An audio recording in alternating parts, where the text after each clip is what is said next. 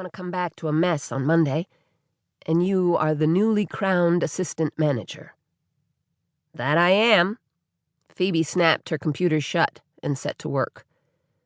Phoebe's title had recently been bumped up, along with a generous bump in salary.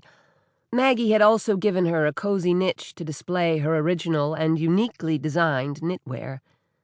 The promotion and perks were well-deserved, but Maggie had her own agenda.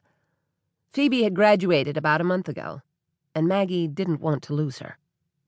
Armed with a degree in fine art and design, Phoebe had already launched her own business, selling her original creations: socks, bathing suits, hats, headbands, and other hip-looking apparel, online, at street fairs, and at the farmers' market held on the village green every weekend.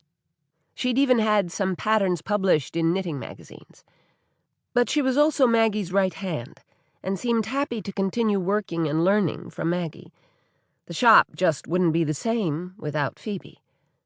Lucy didn't notice much amiss, but Phoebe was scurrying about, arranging bins and baskets of colorful yarn and displays of knitting needles and other necessaries. Maggie was very particular. She loved her shop, which was lovely, inside and out, reflecting her warmth and artistic sensibility. The Victorian building, once a private home, had been neglected and run down when Maggie had bought it years ago. But, as usual, Maggie's artistic eye had spotted the possibilities. She left her position as an art teacher at Plum Harbor High School to follow her bliss and turn her passion for needlework into a full-time career.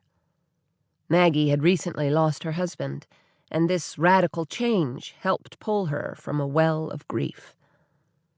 Using her retirement nest egg, she bought the building and set up her business on the first floor, a knitting shop with cubbies of yarn and welcoming couches in the front room, and a large farm table and teaching space in the back.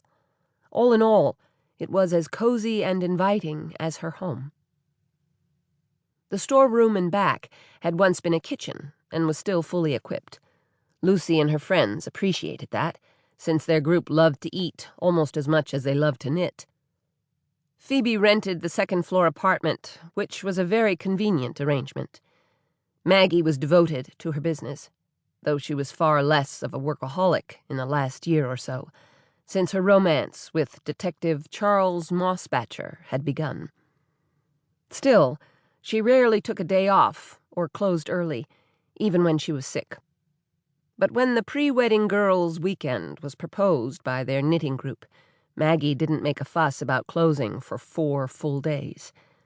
Lucy had felt honored. Even more so now, as she watched her friend arrange a rack of pattern books with a military precision that screamed separation anxiety. "Hard to leave your cozy nest?" Lucy wasn't one to tease much, but Maggie had fiddled with the rack 3 times. Maggie looked as if she wanted to smile, but was holding back. "I love to travel. It broadens the mind and refreshes the spirit. It's the leaving that's the hard part," she admitted. "If Osprey Shores is half as fabulous as Suzanne claims, it will be well worth closing up for a few days. You know me. As long as I have some yarn and needles handy, I'm comfortable anywhere." There would doubtlessly be plenty of knitting, along with all the other activities they planned to pack in while away. And of course, there would be plenty of downtime to do absolutely nothing. Maybe Phoebe's idea about making a list wasn't such a bad one after all. A car horn sounded in the drive. Maggie peeked out the front window. "Suzanne's here, finally." "I need to run upstairs and grab my stuff. Be down in a jiff." Phoebe set down the basket of yarns she'd been organizing and headed for the staircase in the storeroom, which led to her apartment. "You can lock the front door, Mag. I'll come out the side." "Good plan."